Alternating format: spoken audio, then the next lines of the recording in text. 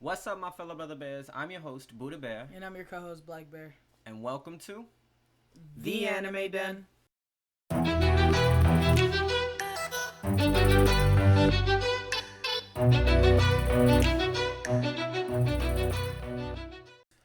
Alrighty, and in today's video, my fellow brother bears, we're gonna go ahead and start explaining the recent events that's been going on for our late postings.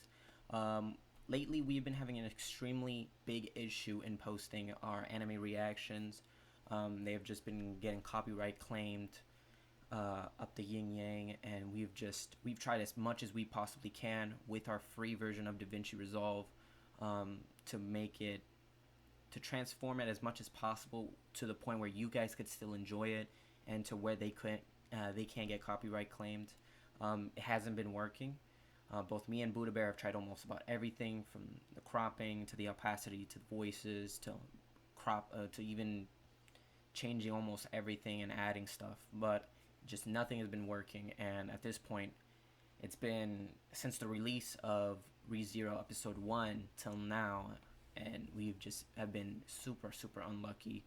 And it hasn't just been for that; it has been from ReZero to Fire Force to even us starting Tower of the God of High School. Just nothing has been working out. And we have come up. Both of us have came to an agreement that at this point, we will not be doing anime reactions at this anymore from this moment. That could change later in the future, but at this moment, we will not be doing anime reactions. So we would like to go ahead and apologize to everyone who would come to us in hopes of watching the amazing animes that we would hopefully post for you guys. But from now on, we be doing instead will be just anime reviews. We'll be talking about the animes. We'll also, if anything, leave a link down in the description where you guys can go and watch the animes themselves on what websites we use to go watch the animes, and you guys can just go ahead and watch the animes, and then if you would like, come back and see on what we thought, and if we came up with any theories just like you guys, and if you guys have any questions on the animes to come and talk. But that's the issue that we're facing. We'll most likely be doing a review for God of High School, ReZero, and then Fire Force from now on. And if anything, you guys can always leave in the comments. If you guys want us to go, instead of just doing the reviews, just go back to doing our manga reads and webtoon reads, just leave us a comment down below. If not, we'll just go ahead and just do the reviews, do anything that we can do, or that we can do now, I guess. But for now, we're just gonna go ahead and review both episode 1 and episode 2 of ReZero. So we're going to go ahead and review both episode 1 and episode 2, starting off with episode 1 of ReZero. So back in ReZero, in the episode 1, we already saw how the story picked up back when both Subaru, Rem, and everyone else defeated Gluttony, the white whale. And it's picking up just from there. Amelia is in the same cart with Subaru, but it seems like both Subaru and Amelia everyone's taking a different path. So Rem is in one cart with the green-haired princess, I forgot her name, and they are going one way while Subaru and Amelia are going another way.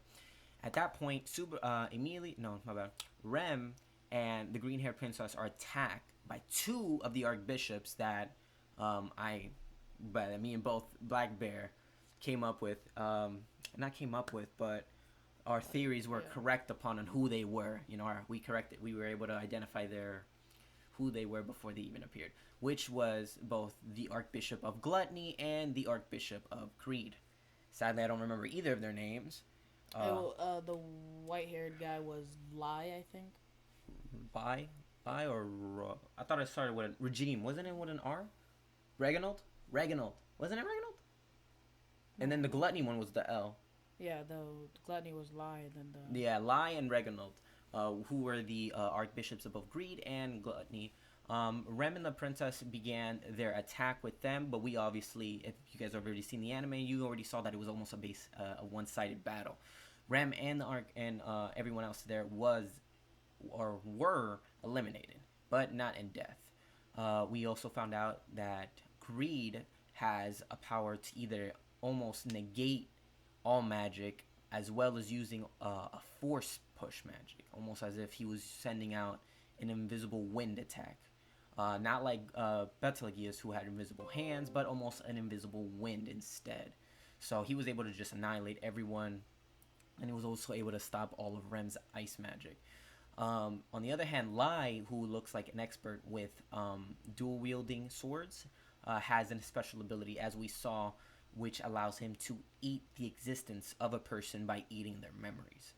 And this later comes into a main point when Subaru ends up coming back to the rendezvous with everyone, and he starts looking. Before that, he was talking to Amelia about Rem and. Oh yeah. So as Black Bear reminded me, before the battle, or I think it was before the battle, Subaru was talking to Amelia about Rem. It wasn't until that point where Amelia asked, who was looking at Subaru with confusion, saying, "Who is Rem?" And that's where the battle took place, and we were able to see what happened afterwards. So, and that's where we were able to see what Gluttony's ability was. Which, if you guys remember, even Gluttony, the White Whale, also had that same ability. So it was only natural that the Archbishop would have the same ability as the whale, or as his sin. And then later on, they go ahead and start talking about what's their plans. They ended up keeping the alliance together, and they ended up having to split up, where Emilia and Subaru were gonna get back. We're gonna be going back to the mansion of Rosswise. I don't remember. Roswell. Was that how he's Yeah. Rosswise? And they were gonna try to see if he could answer their questions and what was happening, since at that point they didn't want to trouble the green-haired princess and everyone else. So both Amelia, Subaru, and Rem's unconscious body was taken back with everyone else to them. That's episode 2. Well, yeah, but the ending was kind of close to that point, and what they were gonna do next. Because at the end we saw how Subaru, of episode 1, Subaru was saying that he was gonna get back her memories and stating what was basically gonna be happening the entire season, which was gonna be the adventure of Subaru, Amelia, and everyone from the trailer as well, who looks like Rem was accompanying them, and some yellow hair kid who was gonna go on the adventure to fight the Archbishops. And then we want to start with episode 2 on what's happening. Yeah. All right. So do you want to do this one? Since I did since I did episode 1, you want to start with episode 2? Okay. All right. So episode 2 starts off with Subaru and Amelia like saying goodbye to the green-haired princess and Felix and everyone like that. And so they said goodbye, and then they went back to the mansion to talk to. No, they didn't go to talk to Roswell because they knew Roswell was gone from the green-haired princess. Yeah. And then they go back to the mansion and see the new maid, the blonde-haired girl. Yeah, but before that, they first went to the village, and everyone was gone. Oh. So there was the assumption that both Ram and all the civilians were still at a certain place called the Sanctuary, where they were being held to protect everyone. And then that's where. That's where Roswell was. That's where that's also Roswell as well. And then you can continue. Okay, so then they went back to the mansion and met the blonde-haired maid, and she was telling them how Ram came into contact with her and told her to come back to the mansion because since Rem wasn't there to help Ram, the whole mansion was like a mess because Ram couldn't handle like everything by herself and stuff like that. So that's when they came over there. Mm-hmm. And so afterwards they started after that Subaru went to go talk to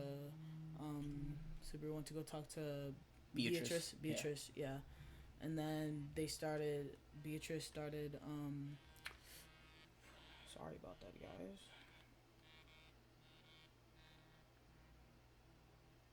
So unprofessional. But yeah, as Black Bear was saying, Subaru went to go and talk to Beatrice and inform her on what was happening. You can go. And then during the conversation, Subaru showed her the gospel that he got from Betelgeuse, and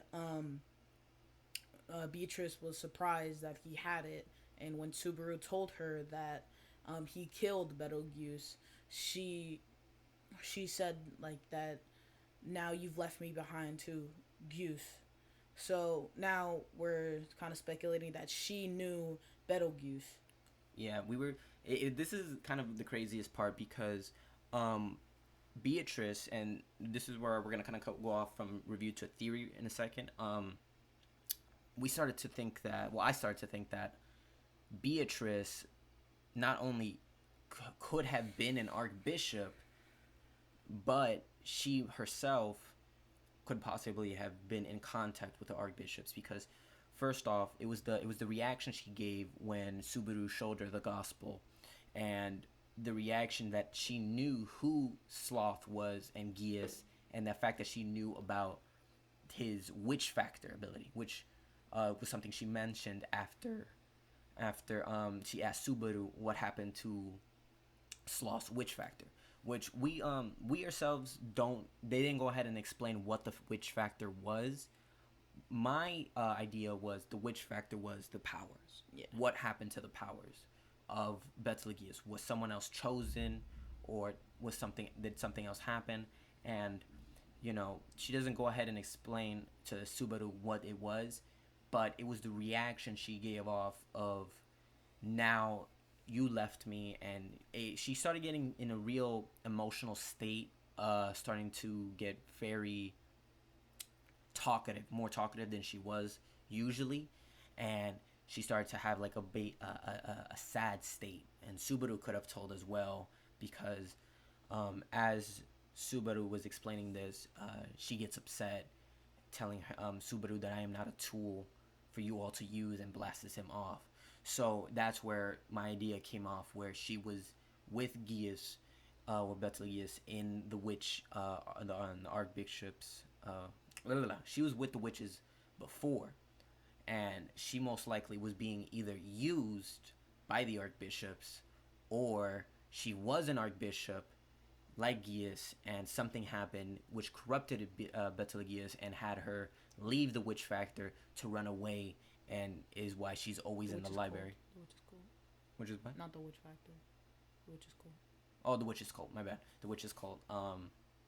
Which is probably why she's always in the library hiding, because she does say that if she was ever to leave the library, we all are aware that if she was ever to leave the library, she would be powerless. That's why she's always there, because that's where all her power is, and that's where she is most protected, because no one can get to her. And if someone does somehow infiltrate, she is extremely. It's basically her own pocket dimension, so she is like king there, or you could even specify that she's a god in that area. So that's what happened with our little theory on how Beatrice was acting after that point. So Blackberry, you can go ahead and continue with what happened next.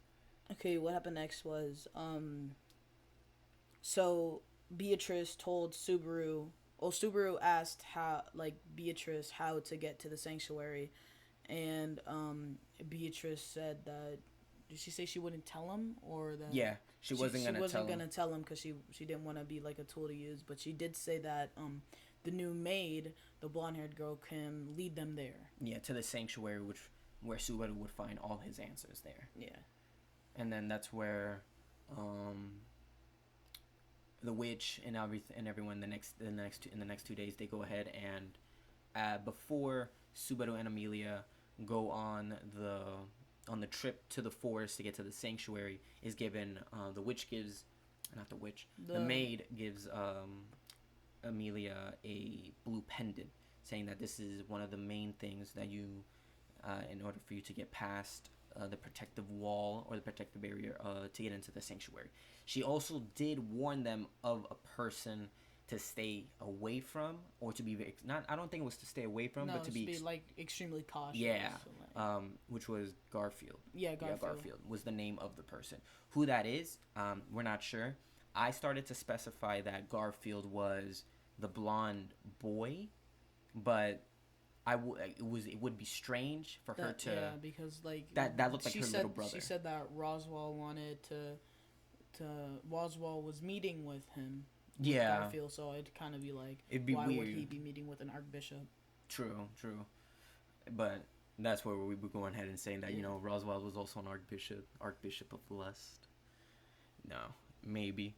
But it was after that where Emilia, when they were getting through the forest. Yeah, Emilia, they went to the forest with Otto as the little driver, and then the pendant started like lighting up, and then Subaru took the pendant off Emilia's neck, and then Emilia fainted, and then there was like an extremely like powerful blue light coming from the pendant, and Subaru got like teleported to like somewhere else, and then he saw an elf girl. Yeah, also another half elf like Emilia. Yeah, and then followed her to the sanctuary.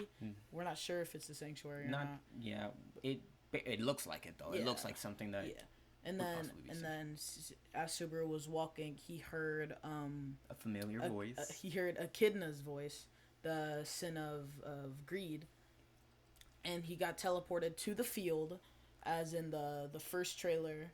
Where everyone's dead body Yeah. was. Yeah, and then so And then it kind of ended the episode it there. ended the episode there with her saying the line, I haven't spoken to anybody in quite some time. So, Yeah.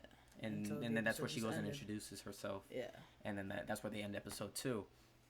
So, at that point we were extremely excited because now episode 2, whatever happens after episode 2 is no longer in the trailer. We're not going to be seeing anything else from the trailer. Like at this point, anything is possible. We have no idea what could be happening now since Subaru has met Echidna now, at episode 2, which to me is insane because it was super early. I was expecting a little bit more of a journey, like where they were gonna meet the blonde boy, and then like probably go on to the sanctuary where they would meet Echidna. But now since they're kind of just like, yo, Subaru's already at the sanctuary, boom, here's Echidna, and then it's just like, oh my god, everything's happening so soon that at this point I can't theorize. I can only theorize what's going to be happening next, and at this point it's ReZero.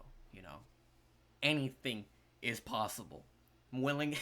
Possibly, like, I wouldn't be surprised if Echidna just killed Subaru right there just to see his power and to like make sure that was him, because he is now in the face of another sin, and this sin is actually talking to him.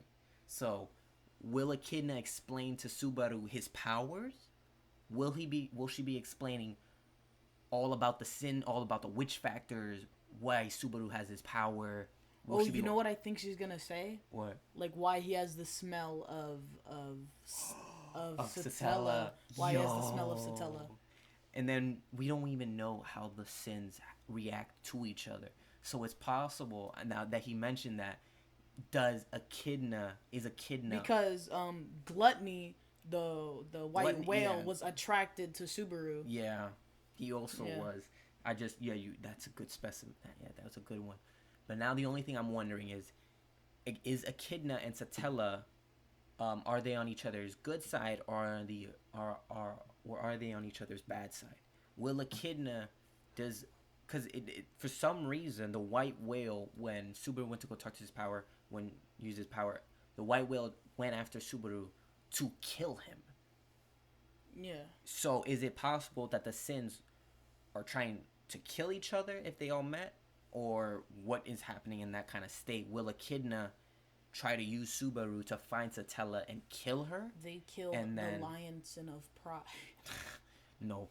They all just killed him. No. Impossible. They could never destroy Pride. He just died. Possibly, though. It is so very possible, too, that what we could be getting in is this sin war. Blackbeard just threw this whole idea at me, and now I'm coming up with this entire thing that there's a sin war happening that we don't see. But then again, I don't know if that's true because all the archbishops are working together. Why? If the archbishops are working together, why would the sins not be? You know? But anything is possible. So at this point, we just have to wait and see what's going to be happening. Like I said before, anything is possible. ReZero is a type to go into a psychological dark mode at any given point. And now since we have met the Witch of Greed, we're gonna end up getting hopefully a lot of answers, and if not, a lot of broken riddles to where we have to try to solve ourselves, either by hopefully coming up with a good guess or waiting until further episodes to answer those questions. But I think that was our entire review for what was kind of happening on both episode 1 and episode 2 of amazing episodes, you know, with how they're already starting with the character developments and kind of giving everyone their kind of screen time. You know, they did everything short. It was short, simple, but informative, you know, just like how usually ReZero is. You know, they tend to not give all the information, but enough information for us to understand what is happening. And then any broken information is explained in episodes, in the next episodes usually. And episode 1 and episode 2 have shown that. So we're already excited as we can be for this for ReZero. And now, since we are aware that both episode 1 and episode 2 was basically kind of in a weird way the trailer and explaining everything and introducing everyone, now this is where ReZero's, like, I want to say it's where it starts. Yeah, like where this is where actual ReZero starts. And when I mean actual ReZero, I mean this is most likely where it's gonna get extremely dark, extremely gory, and extremely heavy. Like, this is where it could possibly start going off, because we already kind of saw that in episode 1 when Gluttony and Greed attacked the Archbishops, but it wasn't like, we saw the gore, but it wasn't crazy. This, from here on out, this is where things that could mind blow us happens. Yeah. But yeah, I think we're gonna close it off here. We're gonna close it off here. So, alrighty, my fellow brother bears, we're gonna close it off here. And then once again, we just want to apologize to everyone that on our behalf that we will no longer be posting our reactions. We both understand that it's neither our fault or anyone else's fault when it comes to posting reaction videos. We understand of both the process of copyright. We understand that it is, when we were doing these kinds of videos, the risk we were taking, and we both understood that if we were to get copyrighted, there was nothing we could do. We were basically stealing their content. So we always knew that this was a possibility. Sadly, it ended up happening, and during summer when all these amazing animes were coming out. We will still be leaving a link in the descriptions of where we watch our animes in case you guys were hoping to watch the anime. We will leave it there for you guys to go and watch.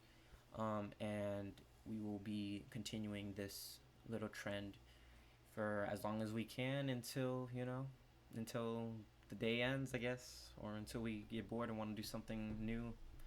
But yeah, I think now I'm ready to close it off. Alrighty, my fellow brother bears. I am your host, the one and only Buddha Bear. And I'm your co-host, Black Bear. And thank you guys so much for tuning in with us here in the Anime Den.